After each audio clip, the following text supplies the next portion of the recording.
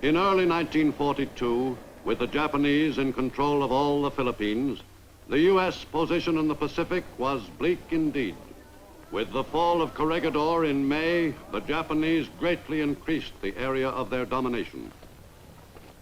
Below the equator, the enemy began making landings on the northern coast of strategic New Guinea as early as March 1942. For the U.S., the job ahead was an enormous one. In Australia, American troops arrived in larger numbers as mid-1942 drew near to prepare for the moment when the offensive against the enemy could be seized.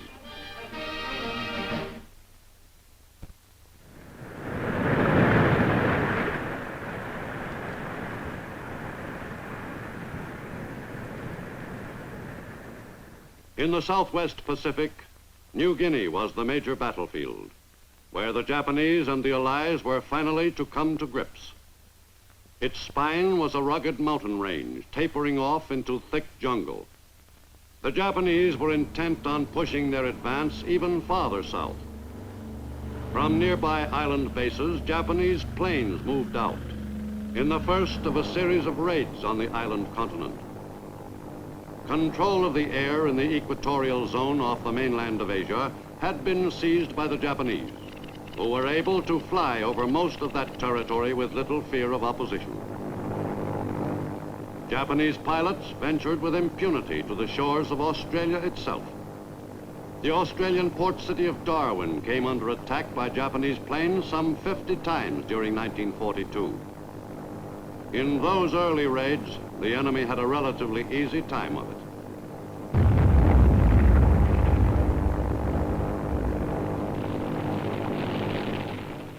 In late August 1942, Milne Bay at the tip of New Guinea became the newest Japanese invasion target. Seizure of the Milne Bay area was an important step in Japanese plans to gain control of all of New Guinea. But the invasion was not unopposed. Allied planes went to work on the enemy amphibious force.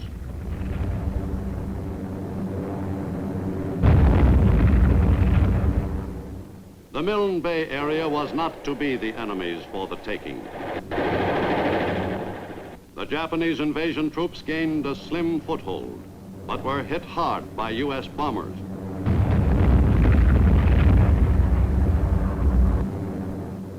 American planes concentrated on the enemy's supply centers and badly crippled the Japanese beachhead operation. For several days, the invaders fought for a firm foothold. Finally, the enemy invasion force gave up the battle. For the first time in World War II, a Japanese offensive had been beaten off. The enemy amphibious force returned to its base. Overland in New Guinea, Japanese and Allied troops were separated by the formidable Owen Stanley Mountains, but the Japanese were filtering across that row of jagged ridges. Australian troops, the principal Allied ground forces in New Guinea for some months, were all that stood between the enemy and the rich rubber plantation country surrounding Port Moresby. To the Aussies fell the job of driving the enemy back. The route lay from Port Moresby across the precipitous Owen Stanleys to Boona on the northeast coast. The men who were to fight their way through that hazardous country along the Kokoda Trail were the diggers, Aussie soldiers of the 7th Division. For 8 grueling weeks, beginning in late September 1942, the 7th Division Aussies drove doggedly across the mountains under conditions which would have stopped many a fighting force. But the Aussies never let down. In spite of the trying conditions, the morale of the fighting men was good, right down to the privates and lance corporals. Pushing along the Kokoda Trail took some doing. The country was tough, and we even got used to crossing swamps. If we had had the ruddy Japs in the open, we could have mopped them up quicker than you could have said Jack Robinson. But it wasn't that easy in New Guinea. Most of our blokes were in good condition, but fair dinkum, the jungle took it out of a man.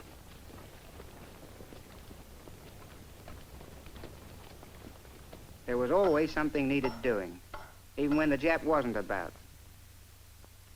Now and then we stopped for a bit of tucker and a quick look at a snapshot of that Sheila in Sydney. and we couldn't let ourselves go to the pack even though we weren't in very civilized country. But the stops were short. There was always time to push on again, through the jungle and on up the trail.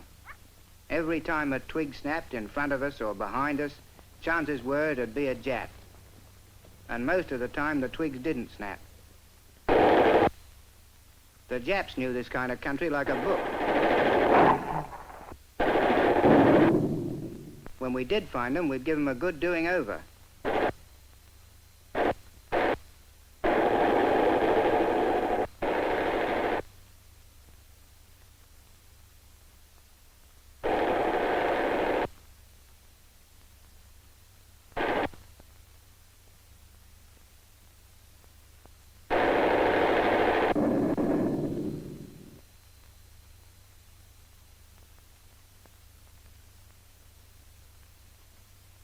We knew dead to right some Japs wouldn't be bothering us again.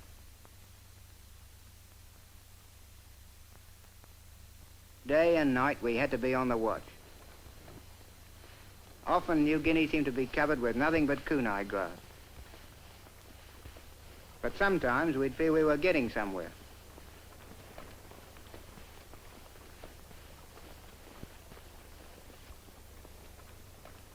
We knew there were Japs ahead, and we had an idea there might be some back of us. There was no way of knowing. It was up and up till it seemed we'd soon be in the clouds.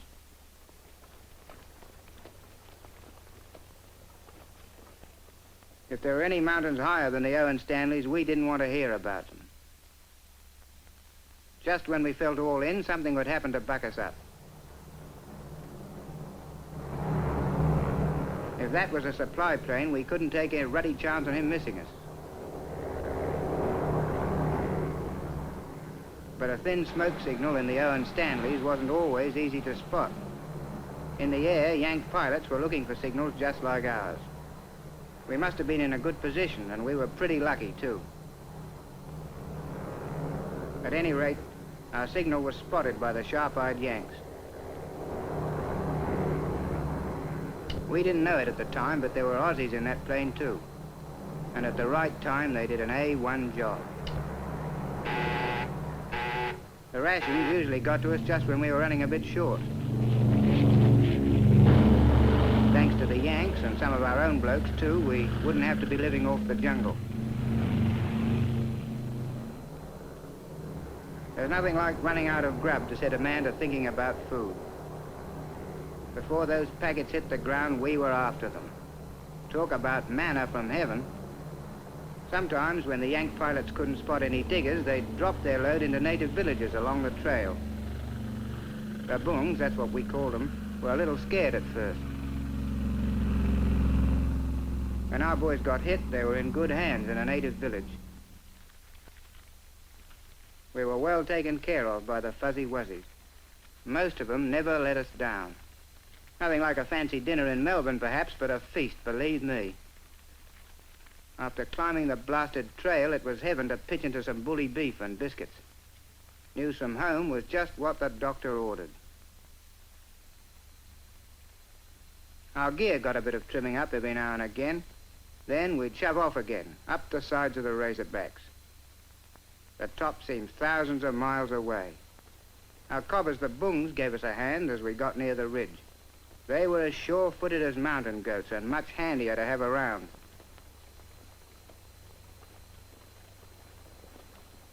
Up near the top, we had to be especially lively about keeping an eye open for the enemy. We were about due for another scrap. We smelled trouble, so we thought it might be a good plan to have a look-see. And it turned out to be a good idea. Some Japs' numbers were coming up.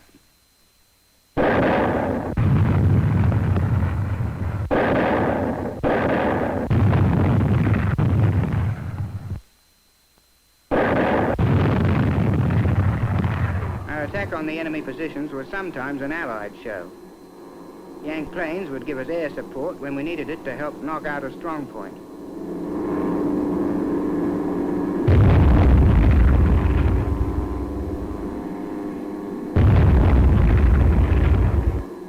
The Yanks poured it on.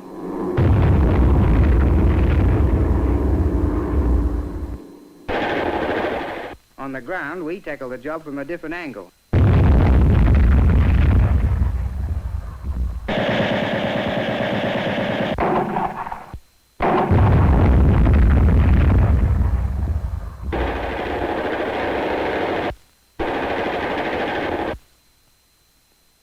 The job was done, but we didn't come through unhurt. Moving our wounded back in that going wasn't easy.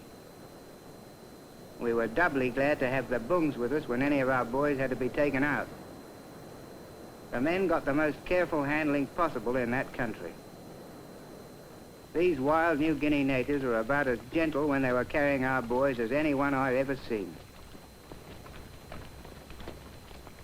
Somehow, our New Guinea helpers always managed to get the wounded men back to safety, no matter how tough that job was. At the nearest native village, our casualties would be taken care of tout sweet. Everybody in the village turned out to do what they could, including all the Aussies who happened to be hanging around. From then on, the wounded were in the hands of the doc, who pulled the boys through most times.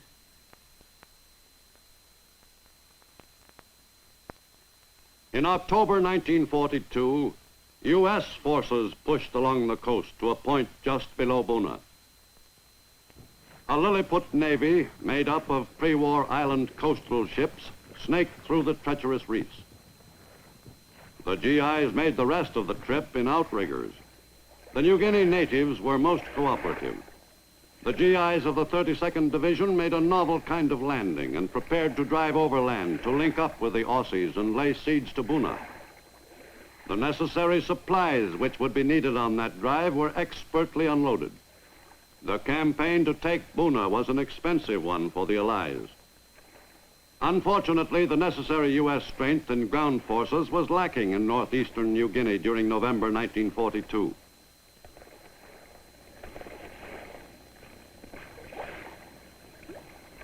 The U.S. command, encouraged by the Japanese withdrawal at Milne Bay, expected to take Buna almost without opposition. But the GIs who were assigned the task of achieving that seizure were to find the situation quite the opposite.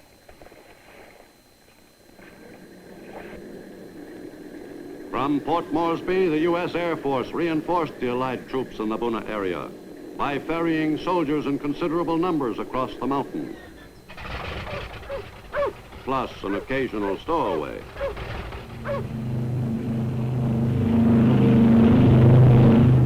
This was the way to cross the Owen Stanley Peaks.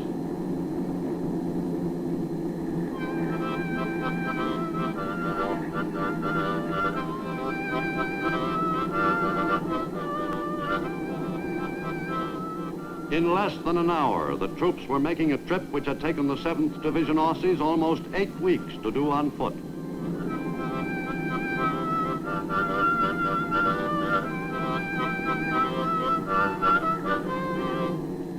Some 15,000 troops were transported from Port Moresby over the Owen Stanleys to the battle area behind Buna. Thanks to the ferry service provided by the U.S. 5th Air Force, the battle for Buna was soon to change complexion. The jungle didn't slow down these fighting men.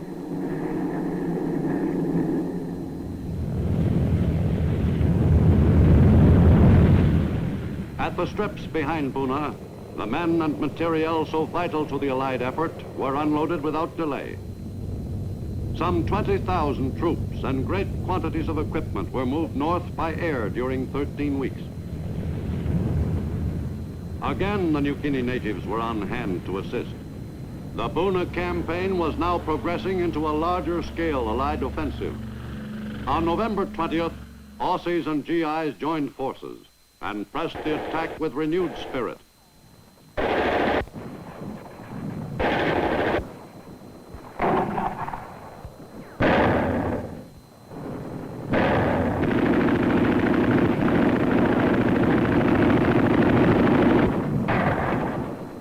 For 6 weeks, Allied troops invested Buna. The enemy resisted stubbornly, but finally the Japanese defense of the area surrounding that coastal town collapsed. Allied forces took the Japanese who were still alive prisoner and assumed control of Buna on January 2nd, 1943. The enemy hold on the northeastern coast of New Guinea was loosened. In early 1943, the situation in New Guinea began to get brighter, with the eastern section now in Allied hands. After Buna fell, enemy convoys from Rabaul moved westward, bearing reinforcements for their troops at Lai. Allied planes took the offensive. In early March 1943, Allied pilots took off in quest of a Japanese convoy of some 16 ships.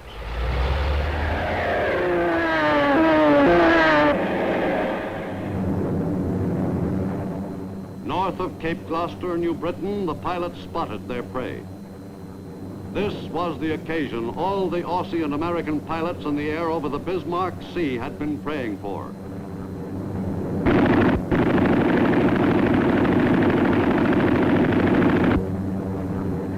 But Allied pilots didn't have the air all to themselves.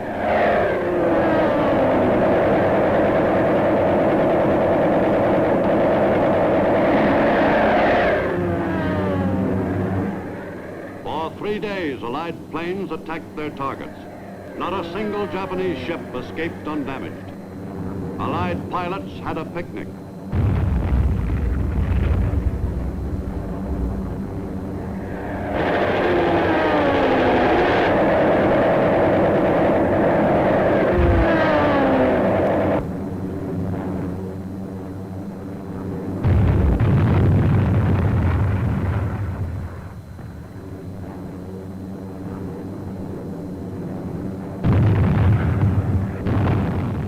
In the Battle of the Bismarck Sea, U.S. and Australian planes sank 12 enemy ships and effectively put an end to this determined Japanese attempt to strengthen their New Guinea ground forces.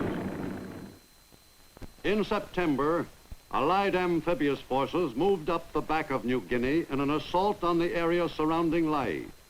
In another leapfrog operation, typical of the Allied campaign on New Guinea, Aussies of the 9th Division invaded Lai to implement the drive overland of U.S. and Australian troops moving west from Buna.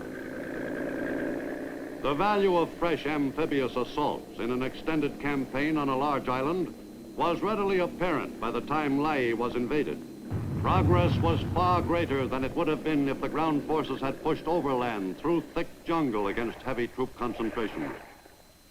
On the lengthy New Guinea coastline, landings could often be made at points where the enemy was not prepared to resist. Near Lai, the 9th Division Aussies encountered no opposition in the original landing. Once ashore, they drove inland against scattered resistance.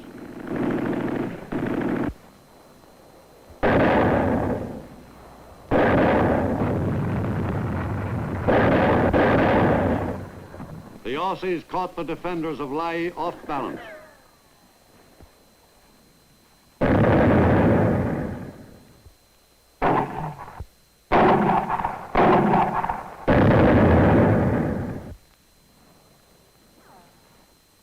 On September 5th, the eastern claw of the Australian pincer thrust at Lai moved quickly forward. The Australian attack group coordinated its drive with a force of American GIs who were fighting a diversionary action to the south. The fight for the Huon Gulf area was no easy operation. From Port Moresby, American paratroops prepared to fly north to reinforce their brothers in arms fighting in that sector. This airborne assault was personally supervised by the Southwest Pacific Theater commander himself. The paratroopers were to help break the back of enemy resistance at Lai. General MacArthur demanded that the objective be seized at once. 1,700 men of the 503rd U.S. Paratroop Infantry Regiment were to make the jump. Parachute landings in combat were comparatively rare in the Pacific, since the terrain was not often conducive to successful jumps. But on September 5th, 1943, the U.S. troopers took off on a large-scale combat operation.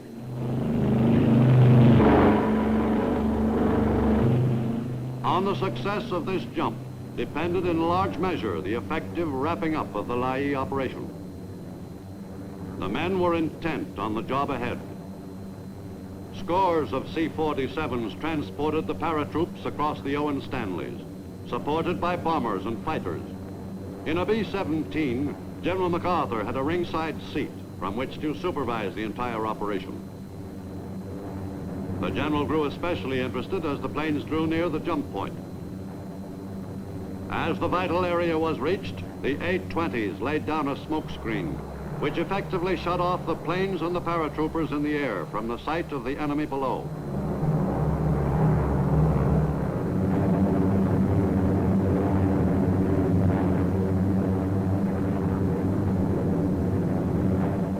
The men prepared for their first combat jump.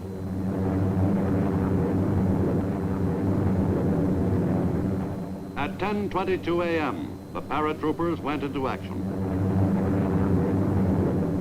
The jump at Natzab went off as smoothly as it had been planned. The men of the 503rd performed like real veterans. In all, several hundred planes participated in the operation so vital to the success of the Lae campaign. The trip to Earth at precisely the spot planned took the paratroopers exactly 1 minute and 10 seconds. The conversion to infantrymen was a matter of very few minutes. A few of the men took a little longer. The Natzab jump greatly improved the Allied position. Salamau fell to the Allies 6 days later, and a few days after that, Lae itself was an Allied possession. The enemy had been pretty well cleaned out of the entire area. The Allies had another secure position in their westward course along the northern coast of New Guinea. In the fruitless struggle, the Japanese had fought a desperate delaying action.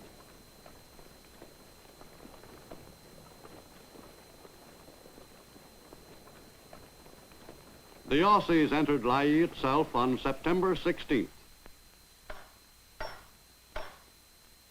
The enemy had completely evacuated the battered coastal town. In the 12-day engagement, the enemy had lost men and equipment in vain. Allied air power had provided the necessary added punch which helped to hasten the Japanese defeat at Lae.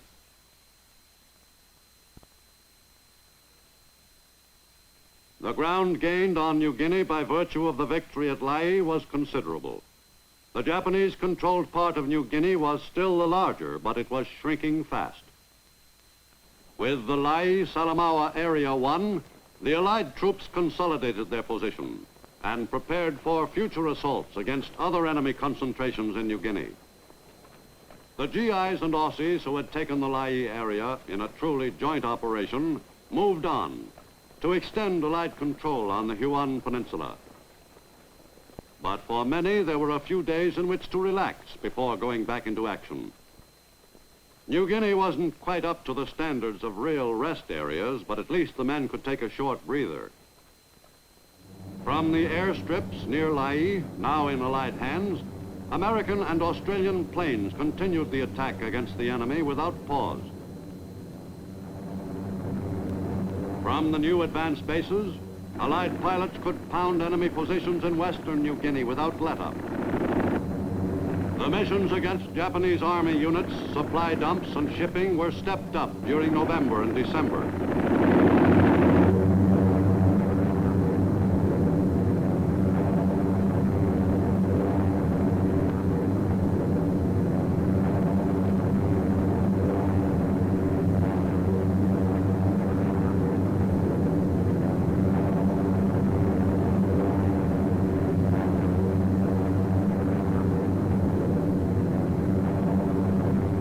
By the end of 1943, the enemy in New Guinea was finally completely on the defensive.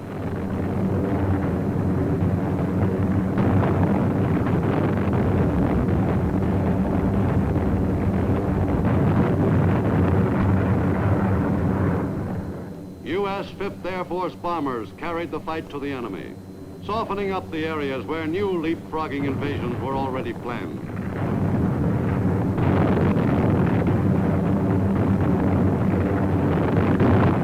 To the eastward, the Japanese-held island of Bougainville was about to occupy the attention of American Marines. On November 1st, 1943, they invaded that island in force. Go, boys!